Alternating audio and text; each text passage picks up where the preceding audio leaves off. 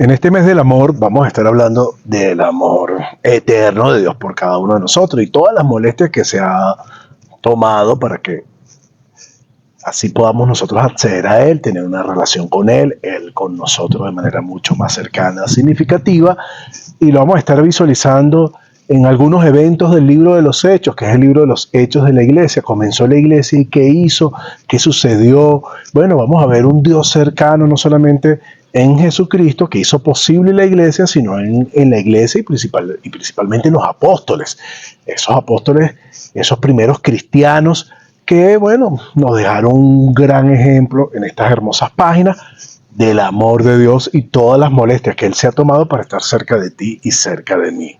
Así que bienvenido a esta nueva serie de reflexiones sobre el amor de Dios. En nombre de mi persona, Carlos León, y de la Iglesia de Cristo aquí en San Antonio de los Altos, Miranda, Venezuela, estamos muy felices de que nos acompañes otra semana. Recuerda que los domingos estamos todos los domingos a las 10 de la mañana de forma presencial. Y bueno, si estás en otro lugar, escríbenos y te podemos dar la dirección para que nos visites en cualquiera de nuestras congregaciones en todo el mundo. Nosotros estamos siempre dedicando el mayor tiempo posible, horas e incluso días, para poder agregar valor a las personas con esta información hermosa de la palabra de Dios, y lo que para nosotros representa horas o días de trabajo, para ti en 1 o 2 segundos puedes hacer lo mismo, agregándole valor a las personas al suscribirte, darle like y compartir esta información. Ayúdanos a ayudar o a bendecir a otros. Fácil, suscríbete, dale like y comparte. Muy bien.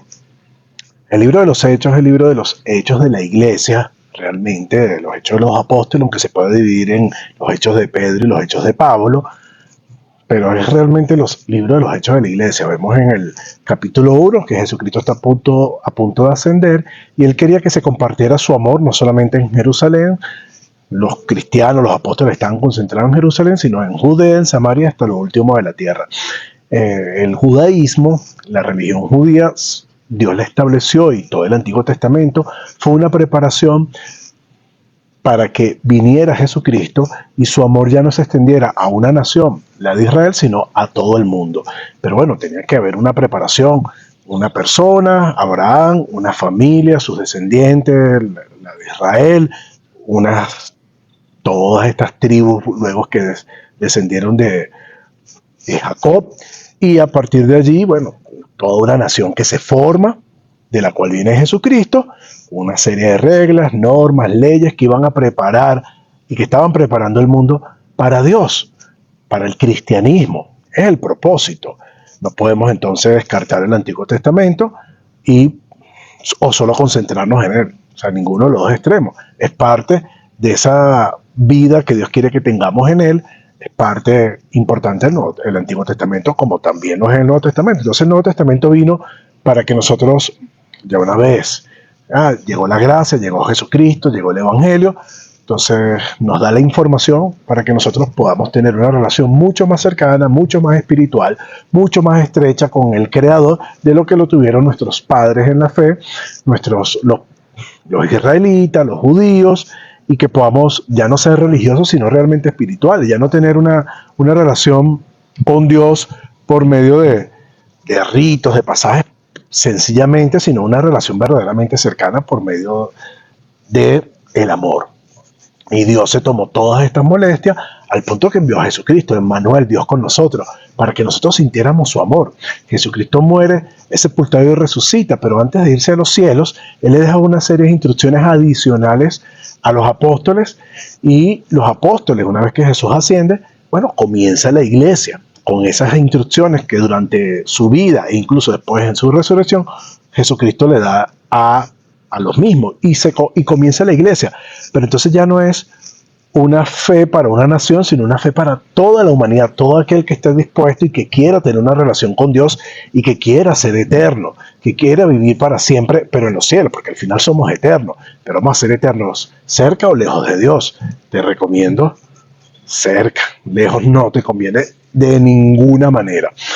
Y el libro de los Hechos se trata de eso, de compartir el amor de Dios para que las personas estén cerca de Dios aquí y lo estén sobre todo cerca eternamente a través del Evangelio. Y comienza la iglesia y los cristianos y los apóstoles empiezan a ser perseguidos, empiezan a ser torturados porque comienzan a compartir el mensaje de Jesucristo. Ese Jesucristo que los mismos judíos habían asesinado, ahora sus seguidores seguían hablando del mismo mensaje.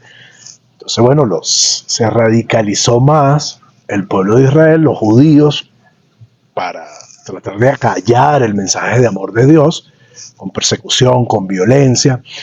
Los apóstoles son hechos presos varias veces, son azotados, Hechos capítulo 3, Hechos capítulo 5, y en Hechos capítulo 7 muere el primer cristiano, el primer mártir cristiano, que era Esteban.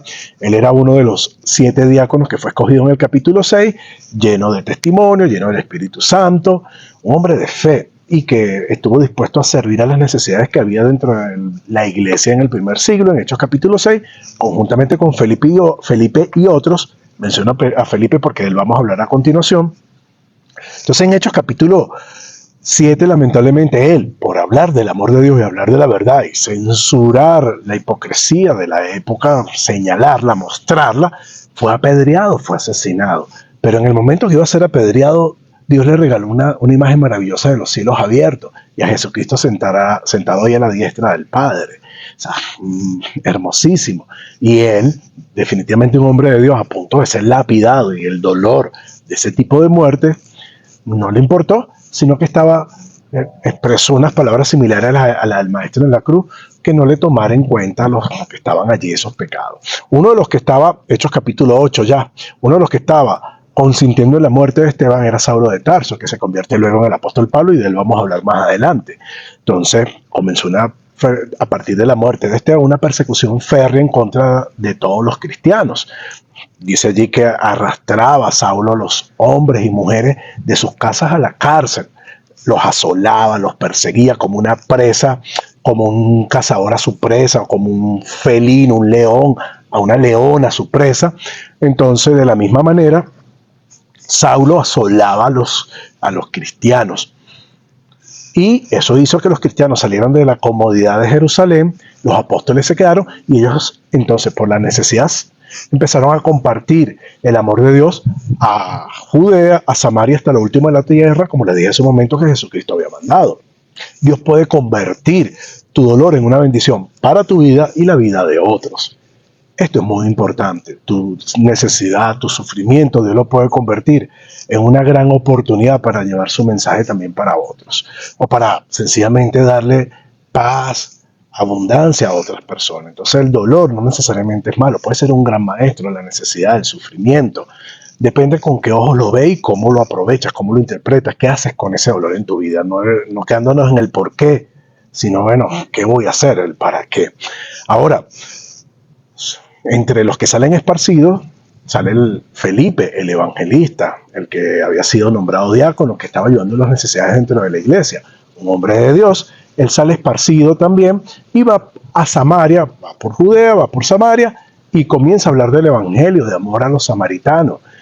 Y los samaritanos escuchan la palabra de Dios, escuchan el evangelio de amor y se convierten a Dios, porque Dios quiere que tú te acerques a Él, y el camino, ese puente que se extendió de los cielos a la tierra, para que no sea solamente una nación y no sea de manera religiosa, sino espiritual, se llama Jesucristo, y es por medio del evangelio.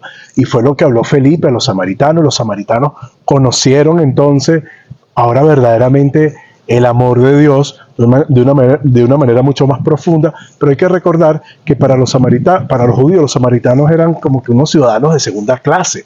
Entonces, por supuesto, el que Dios nos muestre aquí que los primeros que se convirtieron después de los israelitas fueron los samaritanos, es que nos está diciendo que el amor de Él es para todos los seres humanos. Nos está diciendo que el amor de Él no tiene barreras, no tiene límites, que Él quiere bendecirte y quiere amarte a pesar de lo que tú puedas ser o hacer. Eso no importa.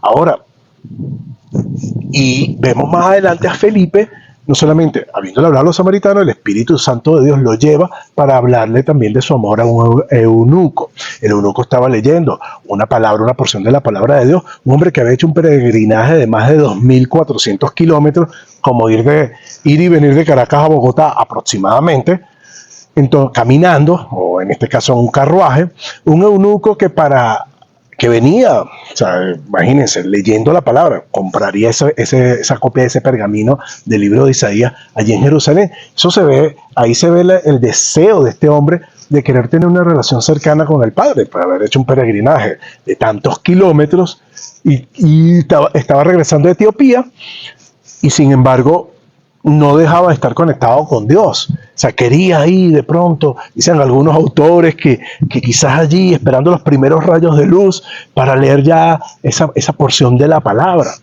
No la entendía y en esto entonces Dios pone por medio de un ángel y por medio del Espíritu Santo mueve primero de un ángel y luego del Espíritu Santo mueve al evangelista Felipe para que le explique ese pasaje a el etíope y el etíope también pueda conocer el evangelio, porque a partir de allí de Isaías 53, que era lo que estaba leyendo el etíope, el eunuco entonces pudo también no solamente creer en el evangelio, sino obedecerlo, bautizándose, porque él dice luego, aquí hay agua que impide que yo sea bautizado.